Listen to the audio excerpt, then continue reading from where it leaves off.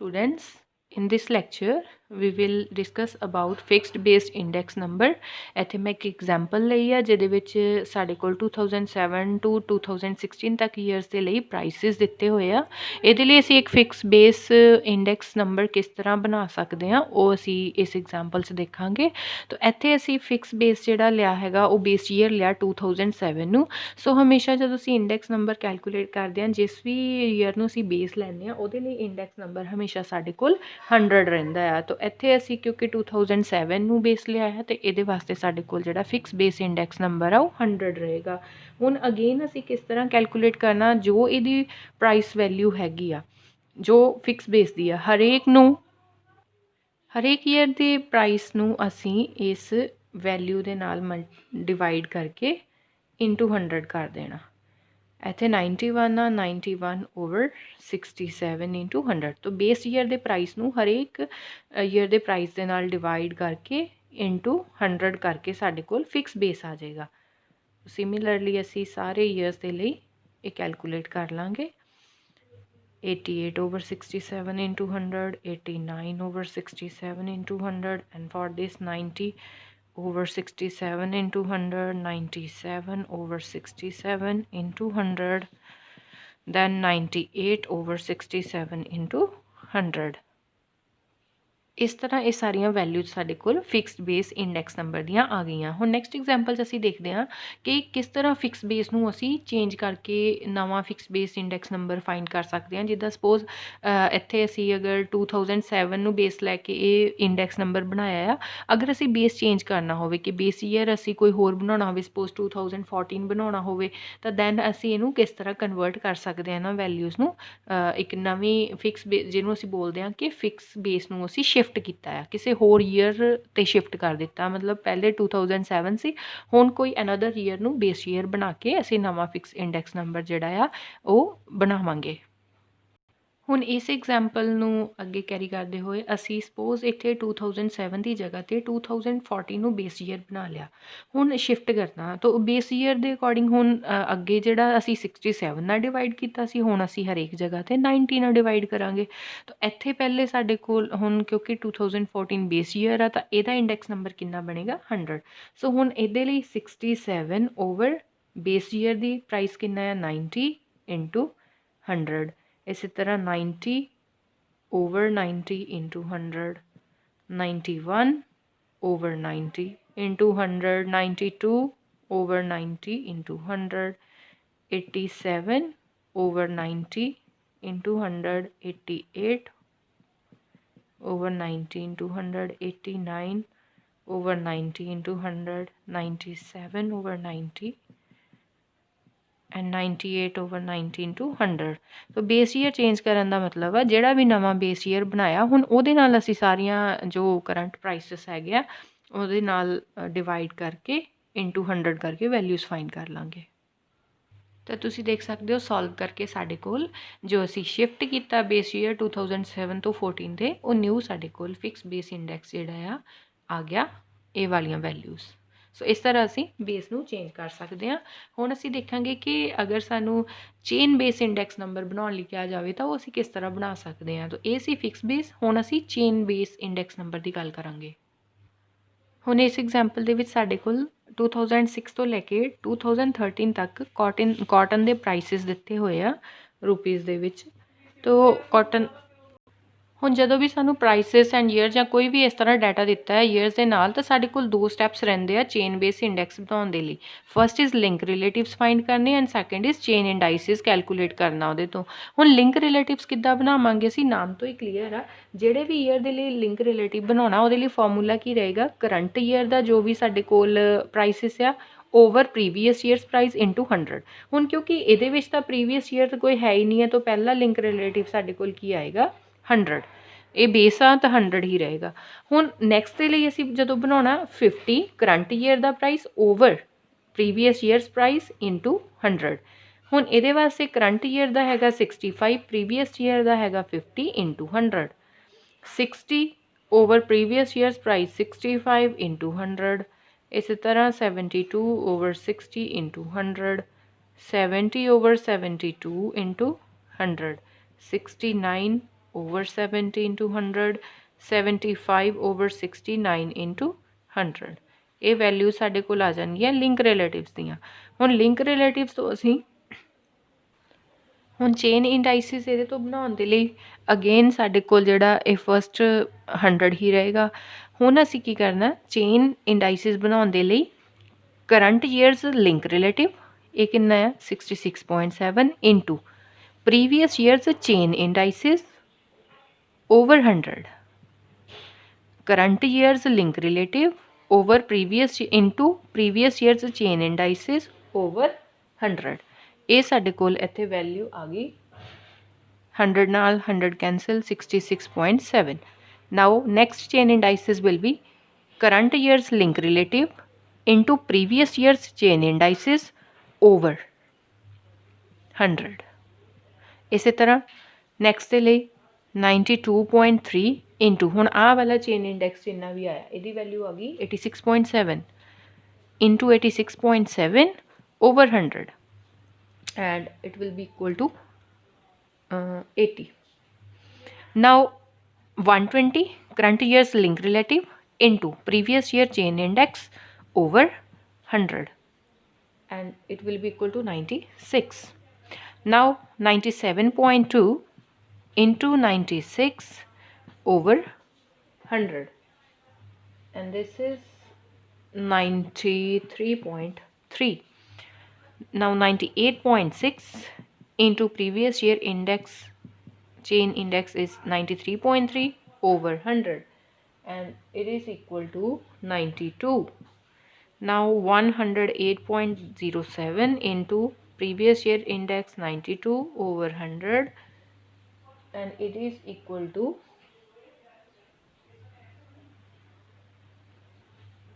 and ਇਹ value ਆ ਰਹੀ 99.4। ਇਹਨੂੰ ਅਸੀਂ ਰਾਊਂਡ ਆਫ ਕਰਕੇ 100 ਵੀ ਲਿਖ ਸਕਦੇ ਹਾਂ। ਸੋ ਇਸ ਤਰ੍ਹਾਂ ਜਦੋਂ ਸਾਨੂੰ ਈਅਰਸ ਦੇ ਨਾਲ ਕੋਈ ਵੈਲਿਊਜ਼ ਦਿੱਤੀਆਂ ਆ, ਪ੍ਰਾਈਸਿਸ ਦਿੱਤੇ ਆ ਜਾਂ ਕੁਛ ਹੋਰ ਪ੍ਰੋਡਕਸ਼ਨ ਐਨੀਥਿੰਗ ਕੋਈ ਵੀ ਵੇਰੀਏਬਲ ਦਿੱਤਾ, ਇਸ ਤਰ੍ਹਾਂ ਅਸੀਂ ਚੇਨ ਇੰਡਾਈਸਿਸ ਉਹਦੇ ਤੋਂ ਬਣਾ ਸਕਦੇ ਹਾਂ। ਪਹਿਲਾ ਸਟੈਪ ਰਹੇਗਾ ਲਿੰਕ ਰਿਲੇਟਿਵ। ਦੇਖੋ ਲਿੰਕ ਕ੍ਰੀਏਟ ਕਰ ਰਹੇ ਹਾਂ, ਪਿਛਲੇ ਦੇ ਨਾਲ ਪਿਛਲੀ ਚੇਨ ਬਣਾਉਣੀ ਅਸੀਂ। ਲਿੰਕ ਪਹਿਲਾ ਜਿਹੜਾ ਆ ਬੇਸ ਆ ਕਿਉਂਕਿ ਉਹ ਤਾਂ 100 ਹੀ ਰਹਿਣਾ ਉਹਨੇ, ਤਾਂ ਲਿੰਕ ਰਿਲੇਟਿਵ ਪਿਛਲਾ ਅੱਗੇ ਕਿੱਦਾਂ ਬਣਾਵਾਂਗੇ, current year ਦਾ price over previous years price into 100, current years price over previous years price into 100। ਇਹ ਸਾਡੇ ਕੋਲ ਲਿੰਕ ਰਿਲੇਟਿਵ ਆ ਗਿਆ। ਹੁਣ ਚੇਂਜ ਇੰਡਾਈਸਿਸ ਬਣਾਉਣ ਦੇ ਲਈ current years link relative into previous years chain indices over 100। ਤਾਂ ਇਸ ਤਰ੍ਹਾਂ ਕਰਕੇ ਸਾਡੇ ਕੋਲ ਜਿਹੜੇ ਚੇਨ ਬੇਸ ਇੰਡੈਕਸ ਨੰਬਰ ਅਸੀਂ ਬਣਾ ਸਕਦੇ ਹਾਂ। ਹੁਣ ਇਸ ਕੇਸ ਦੇ ਵਿੱਚ ਅਸੀਂ ਚੇਨ ਬੇਸ ਇੰਡੈਕਸ ਨੰਬਰ ਬਣਾਇਆ ਜਿਹਦੇ ਵਿੱਚ ਕਿ ਸਾਡੇ ਕੋਲ ਸਿਰਫ ਇੱਕ ਪ੍ਰੋਡਕਟ ਦਿੱਤਾ ਸੀਗਾ। ਇੱਥੇ ਜਿਸ ਤਰ੍ਹਾਂ ਕਿਸੇ ਇੱਕ ਪ੍ਰੋਡਕਟ ਦੇ ਹੀ ਪ੍ਰਾਈਸ ਦੀ ਗੱਲ ਕੀਤੀ ਆ। ਅਗਰ ਹੁਣ ਸਾਨੂੰ ਕੋਈ ਇੱਦਾਂ ਦੀ ਨੂਮੈਰੀਕਲ ਆ ਜਾਏ ਜਿਹਦੇ ਵਿੱਚ ਕਿ ਇੱਕੋ ਹੀ ਟਾਈਮ 'ਤੇ ਸਾਨੂੰ 3-4 ਇੱਕ ਤੋਂ ਜ਼ਿਆਦਾ ਮਤਲਬ ਕਿ 2-3-4 ਕਿੰਨੀਆਂ ਵੀ ਕਮੋਡਿਟੀਜ਼ ਦੇਤੀਆਂ, ਉਹਨਾਂ ਦੇ ਕਈ ਸਾਰੇ ਈਅਰਸ ਦੇ ਲਈ ਪ੍ਰਾਈਸਿਸ ਦੇ ਦਿੱਤੇ ਜਾਂ ਕੋਈ ਵੀ ਵੇਰੀਏਬਲ ਦੇ ਦਿੱਤਾ, ਤਾਂ ਉਸ ਕੇਸ ਦੇ ਵਿੱਚ ਅਸੀਂ ਇਹ ਕਿਸ ਤਰ੍ਹਾਂ ਕਰਨਾ ਆ। ਹੁਣ ਅਸੀਂ ਇੱਕ example chain base index number ਐਸੇ ਨੂਮੈਰੀਕਲ ਦੀ ਕਰਾਂਗੇ ਜਿਹਦੇ ਵਿੱਚ ਕਿ ਪ੍ਰਾਈਸਿਸ ਜਾਂ ਕੋਈ ਵੀ ਵੇਰੀਏਬਲ ਜਿਹੜਾ ਆ ਇੱਕ ਨਾਲੋਂ ਜ਼ਿਆਦਾ ਕਮੋਡਿਟੀਜ਼ ਦੇ ਲਈ ਸਾਈਮਲਟੇਨੀਅਸਲੀ ਦਿੱਤਾ ਆ। ਇਸ ਐਗਜ਼ਾਮਪਲ ਦੇ ਵਿੱਚ ਤੁਸੀਂ ਦੇਖ ਸਕਦੇ ਹੋ ਕਿ ਸਾਡੇ ਕੋਲ 2008 ਤੋਂ ਲੈ ਕੇ 2015 ਤੱਕ ਦੇ ਲਈ 3 ਅਲੱਗ-ਅਲੱਗ ਕਮੋਡਿਟੀਜ਼ ਦੇ ਪ੍ਰਾਈਸਿਸ ਦਿੱਤੇ ਆ। ਦੇਖੋ ਅਲੱਗ-ਅਲੱਗ ਈਅਰਸ ਦੇ ਲਈ 3 ਕਮੋਡਿਟੀਜ਼ ਹੁਣ ਸਾਈਮਲਟੇਨੀਅਸਲੀ ਆ ਗਈਆਂ। ਹੁਣ ਇਹਨਾਂ ਲਈ ਅਸੀਂ ਚੇਨ ਬੇਸ ਇੰਡੈਕਸ ਨੰਬਰ ਕਿਸ ਤਰ੍ਹਾਂ ਬਣਾਉਣਾ ਆ। ਹੁਣ ਚੇਨ ਬੇਸ ਇੰਡੈਕਸ ਬਣਾਉਣ ਦੇ ਲਈ ਸਾਨੂੰ ਲਿੰਕ ਰਿਲੇਟਿਵਸ ਚਾਹੀਦੇ ਹੁੰਦੇ ਆ, ਦੈਨ ਅਸੀਂ ਚੇਨ ਇੰਡੈਕਸ ਬਣਾਉਂਦੇ ਆ। ਦੇਖੋ ਇਹਦੇ ਵਾਸਤੇ ਹੁਣ ਲਿੰਕ ਰਿਲੇਟਿਵਸ ਅਸੀਂ ਸਾਈਮਲਟੇਨੀਅਸਲੀ ਹੀ ਬਣਾਉਣੇ ਆ। ਏ ਕਮੋਡਿਟੀ ਦੇ ਲਈ ਅਗਰ ਮੈਂ ਲਿੰਕ ਰਿਲੇਟਿਵਸ ਬਣਾਉਣੇ ਹੋਣ ਤਾਂ ਕਿੱਦਾਂ ਬਣਾਵਾਂਗੀ, ਪਹਿਲੇ ਦਾ ਤਾਂ 100 ਹੀ ਰਹੇਗਾ ਕਿਉਂਕਿ 2008 ਤੋਂ ਸਟਾਰਟ ਹੋ ਰਿਹਾ। ਹਰੇਕ ਕਮੋਡਿਟੀ ਦੇ ਲਈ ਲਿੰਕ ਜਿਹੜਾ ਰਿਲੇਟਿਵ, ਜਿਸ ਤਰ੍ਹਾਂ ਪਿਛਲੀ ਐਗਜ਼ਾਮਪਲ 'ਚ ਵੀ ਗੱਲ ਕੀਤਾ ਕਿ ਅਸੀਂ ਦੇਖਿਆ ਬੇਸ ਈਅਰ ਜਿਹੜਾ ਫਸਟ ਈਅਰ ਹੀ ਹੈਗਾ ਆ, ਉਹਦੇ ਵਿੱਚ ਹਮੇਸ਼ਾ ਜਿਹੜਾ ਚੇਨ ਐਂਡ ਲਿੰਕ ਰਿਲੇਟਿਵ 100 ਹੀ ਰਹਿੰਦਾ ਇੰਡੈਕਸ। ਤਾਂ ਇੱਥੇ ਤਿੰਨੋਂ ਈਅਰਸ ਦੇ ਲਈ ਸਾਡੇ ਕੋਲ 100 ਵੈਲਿਊ ਆਏਗੀ। ਹੁਣ 2009 ਦੇ ਲਈ ਅਗਰ ਮੈਂ ਏ ਕਮੋਡਿਟੀ ਦੇ ਲਈ ਲਿੰਕ ਰਿਲੇਟਿਵ ਕੈਲਕੂਲੇਟ ਕਰਨੇ ਆ, ਇਸ ਤਰ੍ਹਾਂ ਚੱਲਾਂਗੇ। ਪਹਿਲੇ ਅਸੀਂ ਇਸ ਤਰ੍ਹਾਂ ਕੈਲਕੂਲੇਟ ਕਰਦੇ ਸੀ, ਹੁਣ ਅਸੀਂ ਰੋ ਵਾਈਜ਼ ਕਰਾਂਗੇ। ਦੇਖੋ 2009 ਦੇ ਲਈ ਲਿੰਕ ਰਿਲੇਟਿਵ ਕਿੱਦਾਂ ਆਏਗਾ, value of price in 2009 current year ਦਾ price 61.6 over previous years price 50.6 into 100। ਇੱਦਾਂ ਹੀ 66.8 ਓਵਰ 61.6 ਇੰਟੂ 100। ਫਿਰ ਇਹਦੇ ਲਈ 11 ਲਈ 71 ਓਵਰ 66.8 ਇੰਟੂ 100, 70.6 ਓਵਰ 61 ਇੰਟੂ 100। ਇਸੇ ਤਰ੍ਹਾਂ ਬੀ ਦੇ ਲਈ ਇਹ 100 ਆ ਗਿਆ, then 6.4 over 6.8 into 100, 5.6 over 6.4 into 100, इस तरह करके असी सारे लिंक रिलेटिव्स फाइंड कर लवांगे। तो किस तरह फॉर्मूला रहा इत्थे साडे कोल कि 61.6 over 50.6 into 100, इसी तरह 6.4 over 6.8 into 100, 25.8 over 29.6 into 100 link relatives पहले फाइंड करांगे। जदों लिंक रिलेटिव आ गए ईयर वाइज उन्होंने ऐड कर लवांगे तो इत्थे टोटल लिंक रिलेटिव्स फाइंड कर लांगे। इस तरह सॉल्व करके साडे कोल तीनों कमोडिटीज़ के लिए हरेक ईयर के लिए असी लिंक रिलेटिव्स फाइंड कर लिया। हुण असी की करांगे इन्हां दा टोटल फाइंड करांगे, टोटल लिंक रिलेटिव, दैन असी फाइंड करांगे एवरेज लिंक रिलेटिव। पहले इन्हां दा टोटल कर लिया ईयर वाइज, आ जिहड़ियां तीन तीन वैल्यूज़ आईयां असीं तिन्नां नूं ऐड करके इन्हां तो total of link relatives find कर लांगे। दैन इन्हां नूं असीं 3 दे नाल डिवाइड करके हरेक लिंक रिलेटिव नूं एवरेज फाइंड कर लांगे, एवरेज लिंक रिलेटिव्स। दैन असीं उहदे तो कैलकुलेट करांगे चेन बेस इंडैक्स। ये साडे कोल टोटल आ गया, ये आ गया एवरेज लिंक रिलेटिव्स। हुण असीं इहदे तो कैलकुलेट करना है chain index, chain base index. तो हुण चेन बेस इंडाइसिस नूं कैलकुलेट करन दे लई पहला तो 100 ही रहना है, बेस ईयर दा आ। तो दैन अगे साडे कोल की फॉर्मूला है, चेन असीं किस तरह बनाउने आ लिंक रिलेटिव्स तो, current years link relative into previous years chain indices over 100। तो सिमिलरली उसी तरह असीं करांगे current years link relative into previous years chain index over 100। तो इहदा आंसर आ गया 101। Current years link relative into previous years chain indices over 100। तो इहदा आंसर साडे कोल इत्थे आ जाएगा 100.41।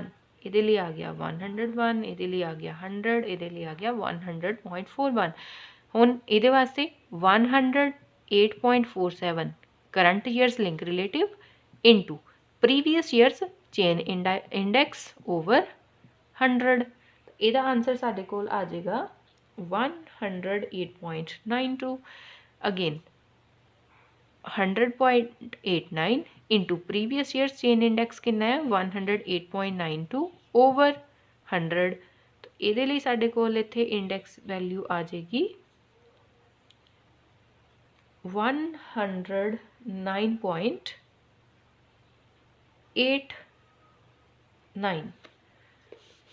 नाउ सिमिलरली असी अगले 3 ईयर्स के लिए भी ये वैल्यूज़ नूं कैलकुलेट कर लांगे from current years link relative into previous years chain index over 100। इसी तरह 89.88 इंटू इहदा साडे कोल आंसर आ गया इत्थे 120.67, इत्थे फिर 120.67 ओवर 100, ये आ गया 108.46। इत्थे करंट ईयर लिंक रिलेटिव कितना आ 113.96 into previous year chain index 108.46 over 100, ये आ गया 123.6। सो this is we can calculate the chain based index when we are given more than one commodities। so इत्थे असी simultaneously उन्हां दा link relatives दी average कढ के इस तरह असी उन्हां दी values जिहड़ियां फाइंड कर सकते हैं।